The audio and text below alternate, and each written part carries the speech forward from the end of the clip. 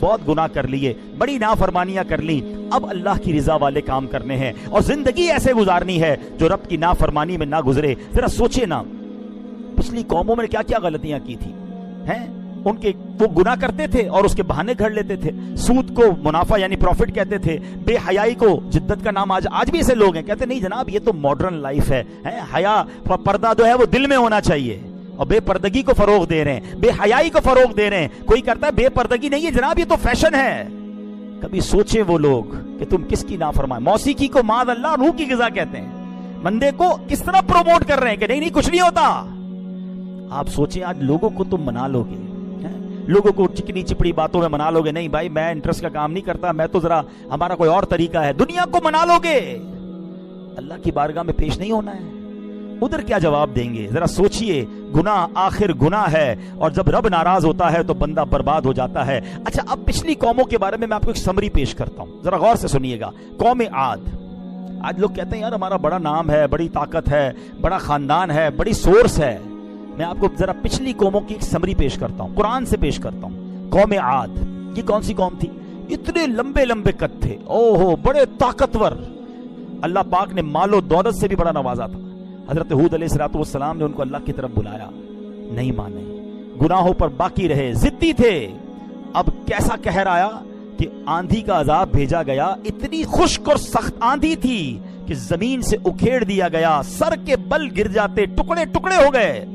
قوم سمود آئی، یہ فن تعمیر کی ماہر تھی، ان کو بھی بڑی نعمتوں سے اللہ نے نوازا، بڑا مال و دولت تھا۔ حضرت صالح علیہ السلام نے سمجھایا، اونٹنی بھی پہاڑ سے نکال کے دکھا دی، ایمان نہیں لائے۔ پھر کیا ہوا؟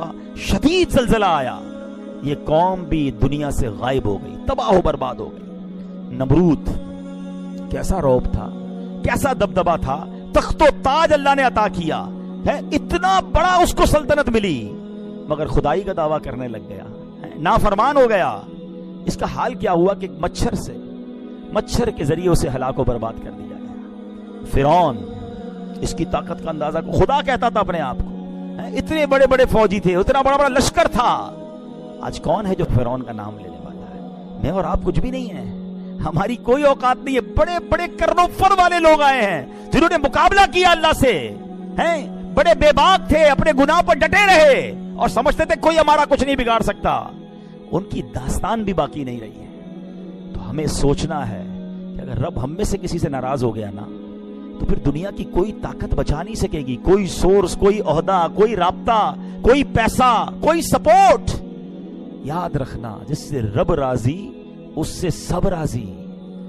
رب ناراض ہو گیا نا پھر ساری دنیا ملا لو اپنے ساتھ، ہاں پھر اللہ کی پکڑ بڑی شدید ہے، اس کا عذاب بڑا شدید ہے۔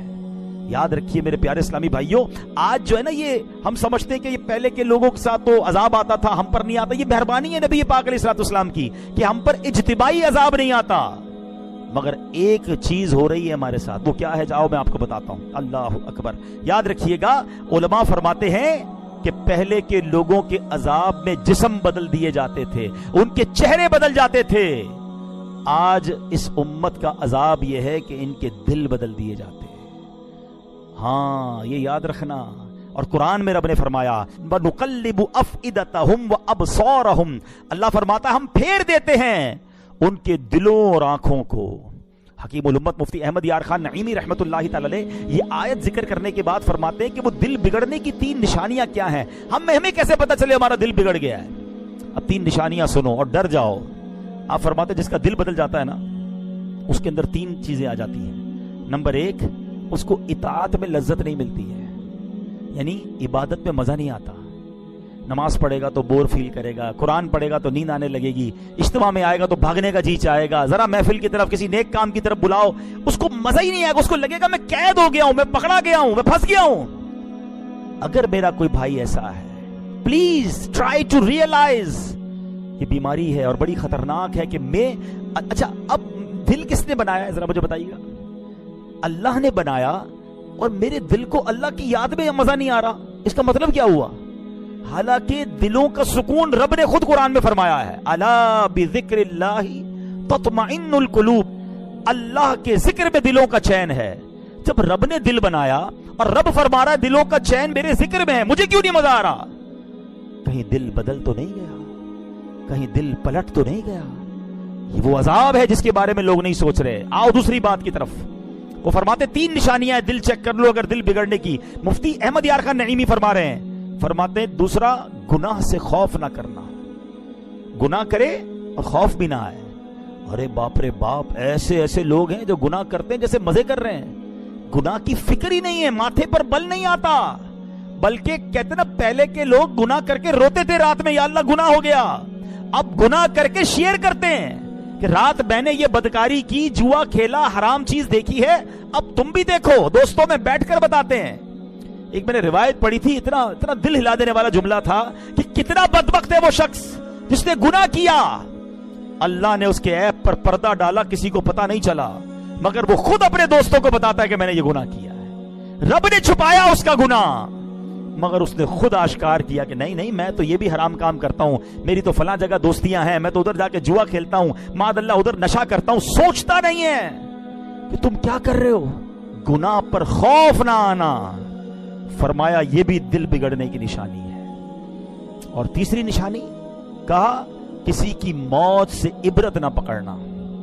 ہائے ہائے ہائے, یہ تو واقعی ایسا معاملہ ہے کہ آئے دن جنازے ہو رہے ہیں, آئے دن ہم قبرستان جاتے ہیں.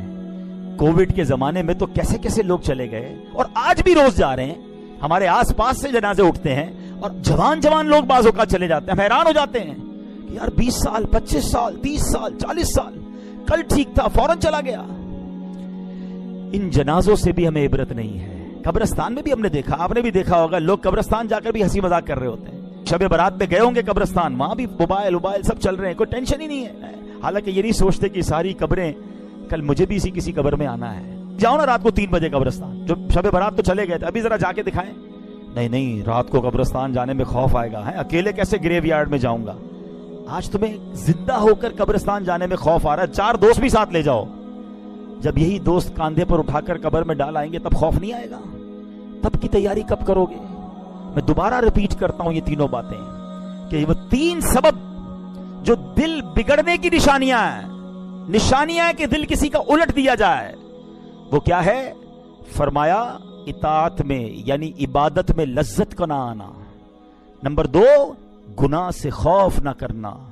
اور نمبر 3 کسی کی موت سے عبرت نہ پکڑنا. سوچ لو, اگر ایسا ہے نا میرے ساتھ, تو اب ٹائم آ گیا ہے سر جھکانے کا, ٹائم آ گیا معافی مانگنے کا. ورنہ کہیں بگڑے دل کے ساتھ دنیا سے چلا گیا نا, پھر تو مارا جاؤں گا. اگر عبادت میں دل نہیں لگ رہا تو اللہ سے ہی مانگو, اللہم اعنی علی ذکرک و شکرک و حسن عبادتک. اللہ میری مدد کر. اللہ سے ہی مدد مانگ رہے ہیں کہ میں تیرا ذکر کروں, تیرا شکر کروں, تیری اچھی عبادت کروں. ہم اللہ سے مدد مانگے نا, یا اللہ میں تیری عبادت کرنا چاہتا ہوں, میرا دل نہیں لگ رہا ہے, مانگو نا اس سے. لیکن اگر یہ فیلنگز ہیں کہ دل نہیں لگ رہا, تو اب توبہ کا وقت زیادہ آ گیا ہے. معافی مانگو اللہ سے. میں کتنا بد نصیب ہوں کہ اللہ کے گھر میں آتا ہوں چین نہیں آتا, حالانکہ یہ ہے ہی چین کی جگہ, یہ ہے ہی سکون کی جگہ. تو اللہ سے مدد مانگو.